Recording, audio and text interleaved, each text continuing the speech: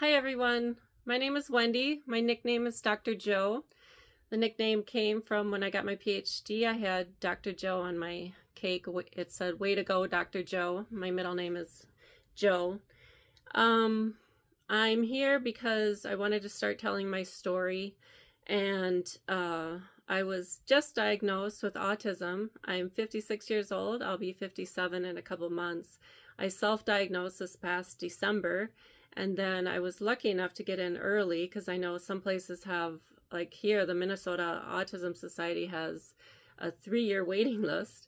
But I was able to get in with this clinic that just hired some new people, and so I got in right away in late January.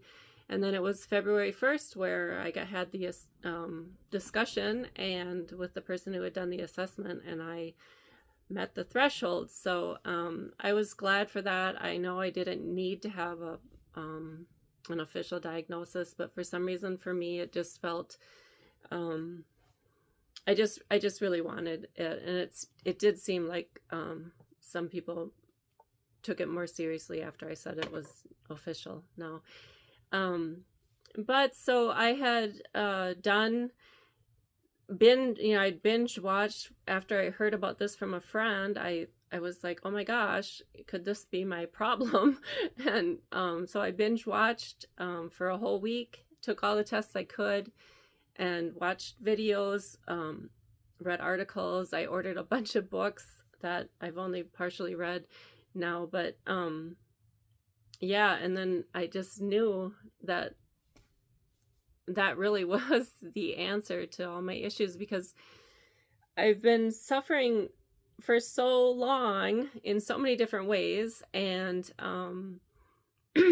I've done so much therapy that which is a good thing. I've gained this emotional intelligence that I'm actually proud of, because I was able to raise my children completely different than I was raised, and I feel like I broke the trauma bond. I didn't pass it on to my kids, at least as best as my ability could. But because of all the counseling I've done and self-reflection, and I did these groups with a woman who used to live here, Lynn Woodland. I did I don't know how many of her workshops, 3 or 4, and they're 4 days all day long. And yeah, so I've done a lot of healing. And then now, since I'm in my 50s, I really don't even have PTSD anymore. I mean, I had the official PTSD diagnosis, and of course it was really CPTSD because of my childhood. I mean, it just stemmed from so many different things, being abandoned, then not really knowing how to take care of myself, so looking for affection in the wrong ways, and then being raped, and being sexually harassed and sexually bullied and grabbed, and then I think all that just culminated into me having PTSD. And so as as I've grown older and I really don't have PTSD anymore, but I still have all this anxiety and other I don't know, just fears and things that I was just like, how much therapy does one have to do, or how many drugs does one have to take to get over this anxiety? So anyway, it was like a real blessing to get this diagnosis, and to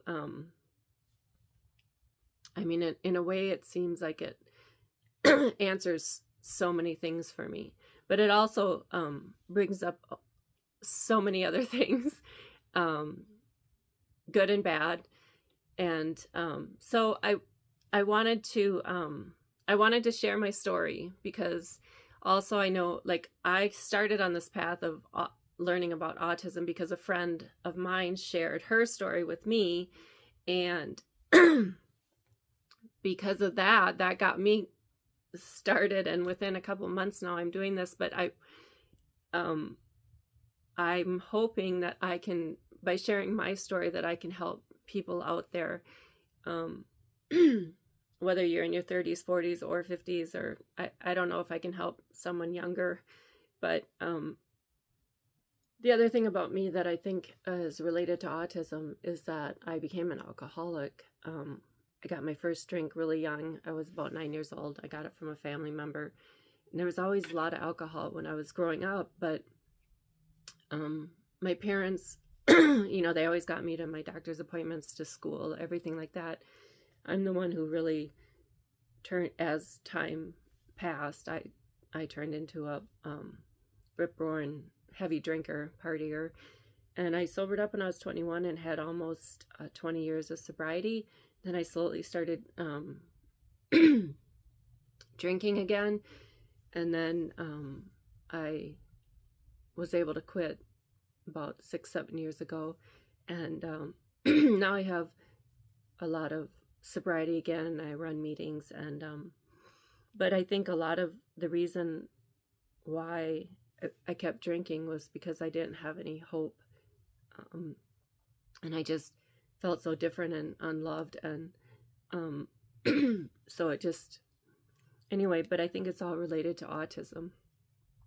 So as I'm starting to lose my voice and cough, please hit the subscribe button, and I'm gonna come back, and I want to share different pieces of my story, and also share what I'm discovering about what it's like to be autistic at my age, and to realize that that I'm autistic at my age.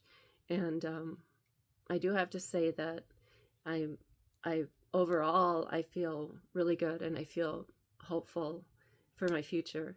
And I really hope that by doing this also that I can help people. And if you have any questions, please put them in the comments, and I'll try to address them.